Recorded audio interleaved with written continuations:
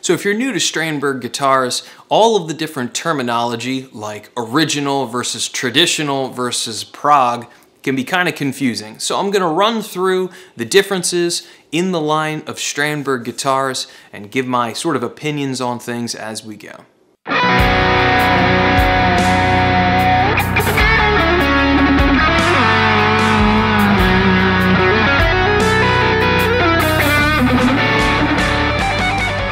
So I've been lucky enough to test and play and review 4 different Strandberg guitars. I'll put the little links kind of as we go through the video so you guys can check those out if you're interested. The 4 guitars that I've tested is the OS or Overseas model Boden Original behind me.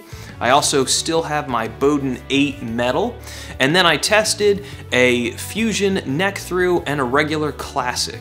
Now obviously you could just go to the Strandberg website, scroll down and check out and kind of do your research as to what makes the difference between the different guitars, but here I'll try to give a concise sort of summary to help kind of streamline that shopping process for you. This is also going to be focusing on the line of guitars as it exists right now in February of 2021, as well as the guitars that are available on the US website direct from Strandberg. So things might be changing fairly soon, but this will at least run down the broad strokes of the current Strandberg lineup available here in North America. First, there's currently just 2 body styles available in North America. There's the Boden, which is kind of like a Strat body shape, and then the Salen, which is blatantly a Telecaster body shape. Next, there's 3 elements every Strandberg guitar currently features. The first is a headless design. They do not have headstocks. The next is their multi-scale or fan fret guitars. And lastly, they all feature something called the Endure neck. If you're unfamiliar with the Endure neck, I'll put the little link whatnot for a video that I made recently kind of running through the benefits and why I think the Endure neck is really cool. Now the Endure neck isn't for everyone, so if you have the chance to either buy one and test it and return it if you don't like it, I would definitely recommend it. If your thing is really thin, like Ibanez Wizard-esque kind of necks, this neck might not be for you. It almost feels thin in certain areas when you want it to be thin. It's a little strange, and I personally really like it, but I can definitely understand if somebody doesn't.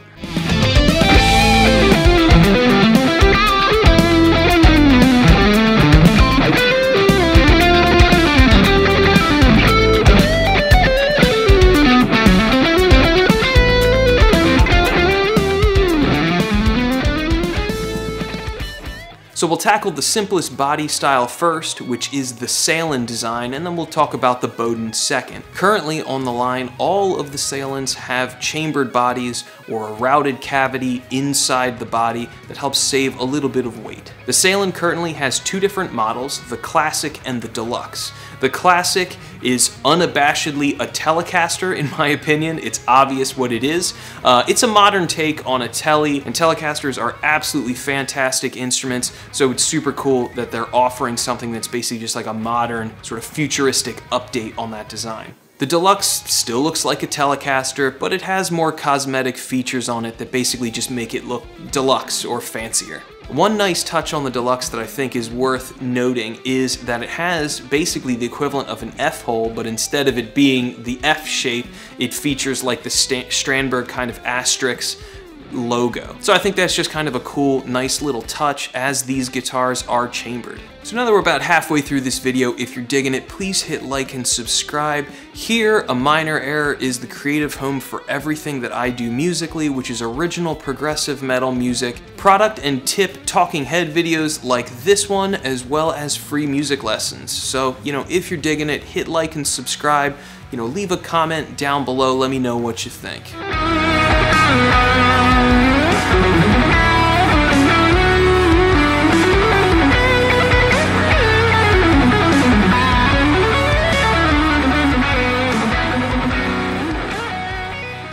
Now that we're done with the Salen, we'll dive into the far more complex Boden body style. So with the Boden body style, the quickest and easiest thing to keep in mind is that the name is going to tell you what the intention with the design is. So some of the guitars are going to feature chambered bodies, some of them aren't chambered, some of them have a maple fretboard, others have ebony fretboards, and those names help tell you what the idea is behind it. When I was first getting into Strandbergs, the first thing that confused me was what's the difference between like a traditional and an original or a prog, and that really just comes down to the designed application for that instrument. So probably the easiest way of breaking down the current Boden line is going to be chambered bodies versus non-chambered. The traditional line is the line of guitars that feature a solid body, but those guitars do have a veneer top, not a solid top. And the standard series of guitars are a little bit more affordable than the other Strandberg lines.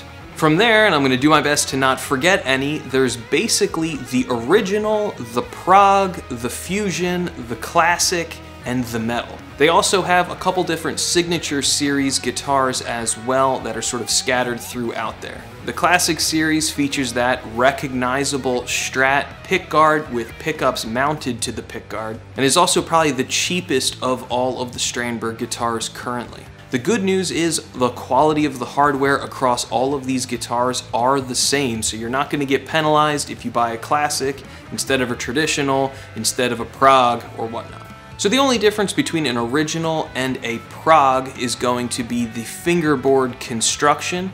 The prog gets a ebony fingerboard versus the maple that's on the original. The fusion line, like it implies, is meant with fusion guitar players in mind and features dual humbuckers and then a single coil in the middle. You know, that'll give you a little bit of a wider tonal variety. It's also worth pointing out that the fusion line currently comes in two flavors, a neck-through or a bolt-on design. I tested the neck-through guitar and was absolutely blown away by how great that guitar played and sounded, especially pairing that with some Suhr passive pickups that come with it from the factory. The guitar sounded absolutely incredible. Last but not least is the metal line of guitars. These are designed obviously with a metal or very hard rock guitar player in mind. Now there's one other feature that Strandberg currently is offering, which is True Temperament equipped guitars. If you're not familiar with the True Temperament system, basically a company has devised a way of mass producing frets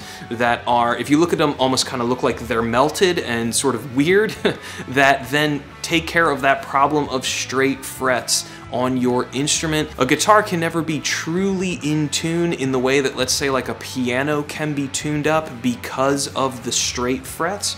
So the little curves and everything in the frets basically take that into account, and you end up with a guitar that is completely in tune perfectly in True Temperament tuning up and down the full length of the neck. I personally have not been able to try one out yet, so I don't know how easy or hard it is to get used to these kind of funny, sort of messed up frets, but it is definitely something I would like to test sooner or later. I don't know, Ola, if you're watching, I love your guitars, it'd be really cool to check one out. So that basically wraps it up. I think the easiest way of keeping track of it is that basically all Strandberg Boden guitars feature chambered bodies except for the traditional. That's the whole point. That's why it's called traditional, because it has a normal solid body. From there, the classic is basically a classic Strat.